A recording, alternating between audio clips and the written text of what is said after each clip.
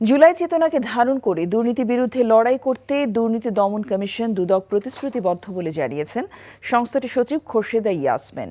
সকালে রাজধানী ঢাকায় আন্তর্জাতিক দুর্নীতি বিরোধী দিবসের উদ্বোধন অনুষ্ঠানে কথা বলেন তিনি। বলেন, দেশের উন্নয়নে বড় বাধা দুর্নীতি, যা নিয়ন্ত্রণে ঐক্যবদ্ধভাবে লড়াই করতে হবে। এর আগে দুদক সচিবের নেতৃত্বে পতাকা উত্তোলন এবং বেলুন উড়িয়ে দিনব্যাপী নানা কর্মসূচির উদ্বোধন করা হয়। দিবসটি উপলক্ষে মানববন্ধনের পাশাপাশি আলোচনা সভা ও চিত্র প্রদর্শনীর আয়োজন করা হয়েছে। এদিকে দুর্নীতি বিরোধী দিবসটি উপলক্ষে সাভারে মানববন্ধন কর্মসূচি পালন করেছে উপজেলা দুর্নীতি প্রতিরোধ কমিটি এবং সাভার উপজেলা প্রশাসন। বর্তমানে যে স্পৃহা নিয়ে আমরা কাজ চালাচ্ছি, যেই প্রত্যয় নিয়ে, যেই স্পিরিট নিয়ে কাজ চালাচ্ছি দুর্নীতি দমন কমিশন, এটি আমাদের অব্যাহত থাকবে এবং এই কার্যক্রম অব্যাহত থাকলে আশা করছি ভবিষ্যতে এবং ভবিষ্যৎ প্রজন্মের জন্য আমরা দুর্নীতিমুক্ত একটি বাংলাদেশ উপহার দিতে পারব।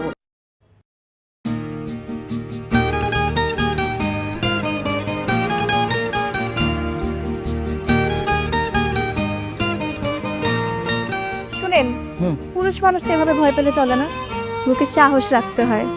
যা বলবেন সোজা সাপটা বলবেন।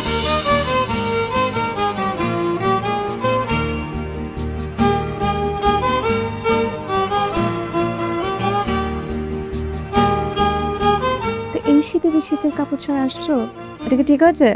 তোমাকে দেখার পর থেকে আমার জীবন থেকে শীত, গ্রীষ্ম, বর্ষা সব চলে গেছে, শুধুমাত্র তুমি আছো।